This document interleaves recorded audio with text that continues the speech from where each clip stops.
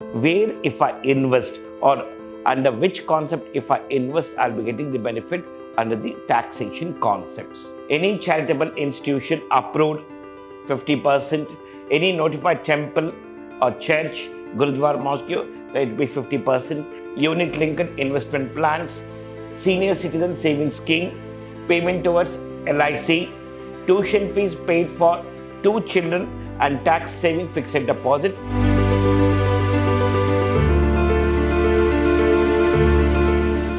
Warm welcome to 5th Sem BCom student. The subject we're discussing income tax law and practice 1. We are into the 5th unit, the TDS and advanced tax concept. In our previous sessions, we have finished all heads of income from salary and income from house property. I am Professor Rajesh L.R. from Department of Commerce and Management from Vidhyaashram First Grade College, Temple of Excellence, MYSURU. It is very simple. In today's session, we are going to understand section 80C, 80CCC, 80D, or whatever the section we have here as per Income Tax Act of 1961, which provide the support for the assessee for eligible deduction if they have invested or if they have used that their income, source of income for certain reasons where they can get benefit from the Income Tax Act 1964 under section 80C to 80U. First, we'll take it into 80C. It provides deduction up to rupees 1,50,000. So I can save tax up to 1,50,000 if I've invested my amount in this concept: public provident fund, equity linked savings schemes, national post office, national savings certificate, unit linked investment plans, senior citizen savings scheme, payment towards LIC, tuition fees paid for 2 children and tax saving fixed deposit. If I use it or if I've invested in any one of this, so I'm eligible to get deduction under section 80C, and which are to be used by the assessee for his benefits, where he can pay the tax less by making the savings for his future purposes. Next one we have here, 80CCC. This subsection under 80 of the Income Tax Act, where deduction is for pension plans here offered by various public and private insurance companies. Individual taxpayer can claim deduction up to rupees 1,50,000 in the financial year for the premium amount they deposit for any annuity pension plan. They're saying that one, if I have invested in the life insurance under pension plan scheme here, so I'm eligible to get deduction under section 80CCC up to rupees 1,50,000. The pension from the annuity plan, including interest and bonus, is taxable in the year of receipt.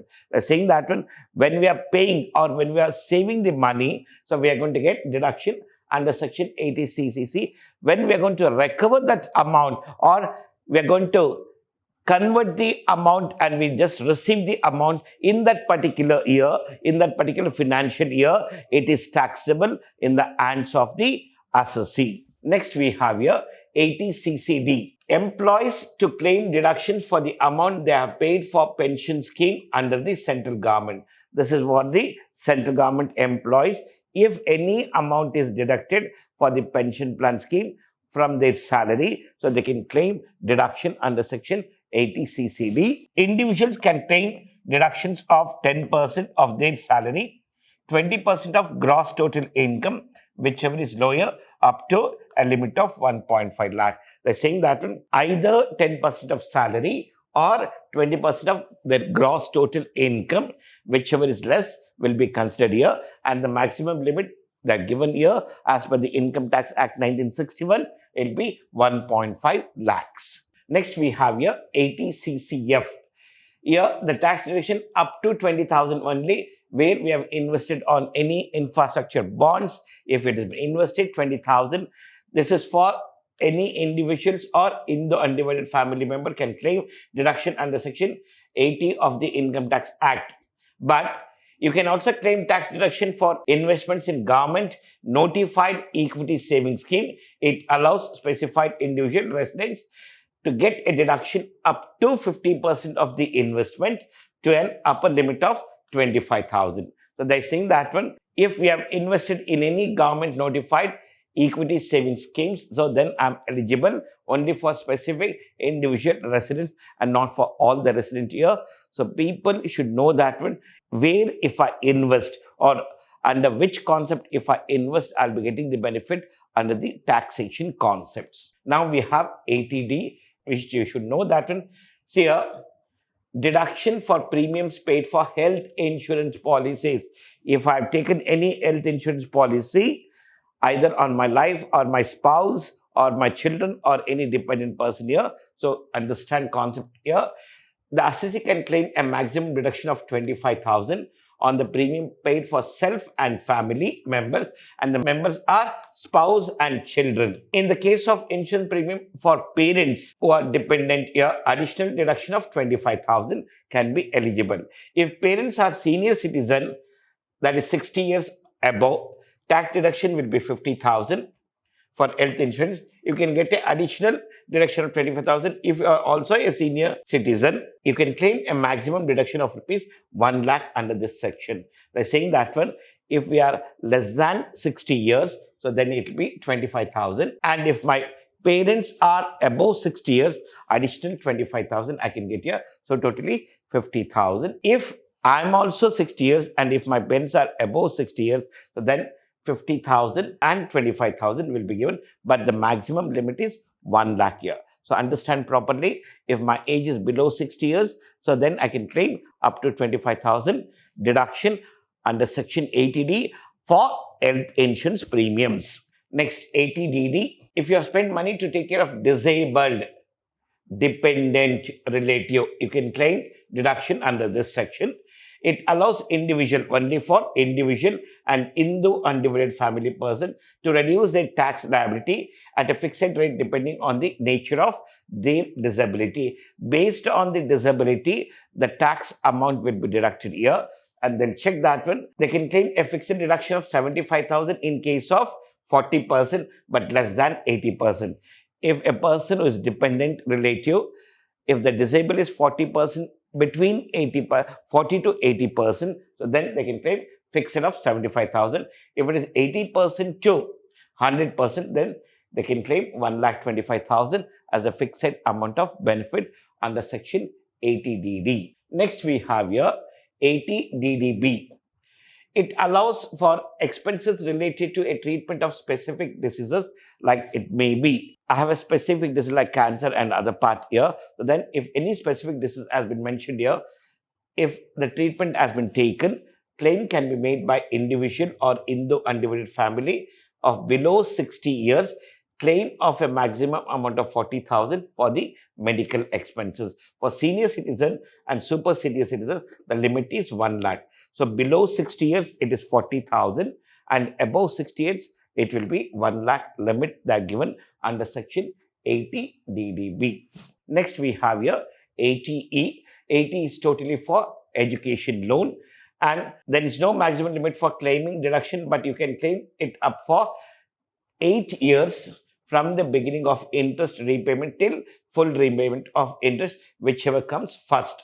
So the education loan taken for self, spouse, children, or if you're someone's legal guardian. So deduction is eligible for the person who has taken a loan either for himself or for the spouse or the children for becoming a legal guardian for any other person. So he can claim the deduction under section 80E. That there is no limit, proper limit has been given here, but whatever the interest you're paying, okay, that can be claimed as the deduction under section 80E. Now, deduction under section 80G, this is totally related to the donation. So, donation to an individual, donations in kind, see, does not qualify for deduction.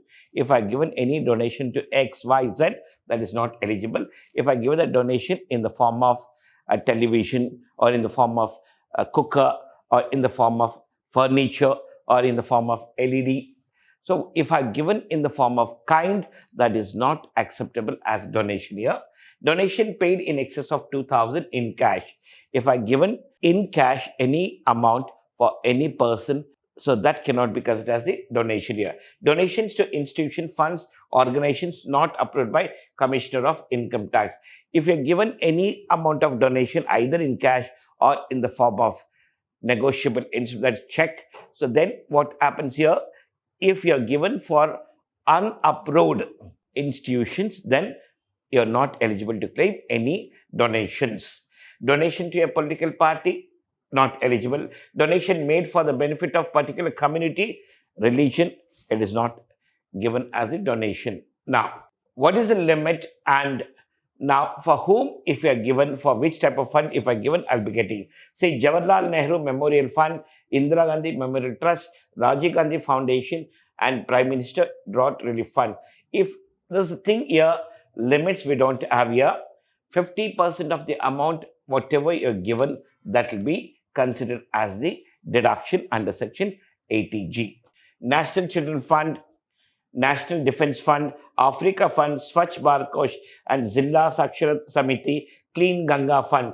So for all this are 100%. If I given 10 lakhs, entire 10 lakhs is taken as deduction under Section 80G. Next year, any charitable institution approved, 50%. Any notified temple or church, Gurudwara, mosque, so it will be 50%. Any authority engaged in promoting family planning, 50%. Any approved educational institution not of an national eminence, so it will be 50%. All are 50%, but we have certain rules as per the Section 80G. Now, next 80GG, a person who is not an employee, but a person who is doing any business activities where he is not getting regular source of income, and if he is paying any rent, house rent, so he can claim the deduction equal to house rent allowance as the salaried person will get.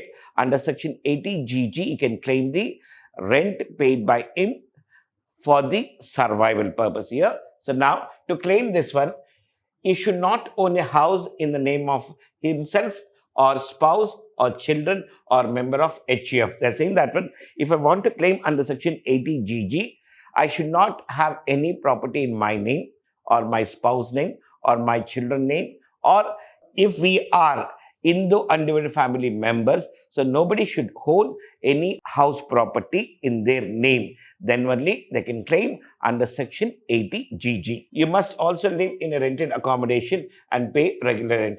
You should be in a rented house where you're paying regular rent. The claim will be rupees 5,000 per month, rent paid over 10% of income, 25% of total income. In these three, whichever is least will be allowed as deduction under Section 80GG. Next, 80TTA. This is for individuals, Hindu undivided family. Tax can be claimed up to 10,000 a year on interest earned on savings account. If I've earned any interest on my savings bank account, I can claim deduction under Section 80TTA. The accounts can be opened at a bank or any post office. Moreover, taxpayers need to be below 68. They can claim this one. Senior citizen, 50,000 up to 50,000 on the interest income from deposits in a bank or post office under Section 80TTB. And here it was 80TTA for individuals less than 60 years, and this is for senior citizen in any post office or bank if they've deposited under 80TTB. It allows tax benefit for interest income from various accounts such as savings, fixed deposits, etc. Like if I've invested any amount in the fixed deposit, like 50 lakhs, okay, whatever the interest I'm going to earn here, so they're saying that one, out of the interest received from this, I can claim benefit of 50,000 if I am a senior citizen where I've invested on the fixed deposits. Section 80U, this is a subsection under Section 80. This is for disabilities to claim deduction here. Here, person with disability certification from relevant medical authorities. So they have to clearly should have a document called totally disabled person, and it should be approved by the medical authorities. So then only it will be considered, and the benefit will be given to the assessee for any expenses incurred for a person who is dependent 100% with disability. Persons with normal disability can claim 75,000. With severe disability can claim 1,25,000. The limit is 75,000. and 1,25,000 under Section 80U for totally disabled person. And here, if it's a normal disabled person, means here they can claim 75,000. If severe and totally not in a normal condition, in that cases it will be 1,25,000. In today's session, we learned about certain things. In the upcoming session, let us solve the problems here. Thank you to all our BCom students. In today's session, we came to know ATC, ATCC, D and ATD, ATE, ATL, ATG. These are the important sections where you should know from the examination point of view, right? Thank you once again to all our BCom students.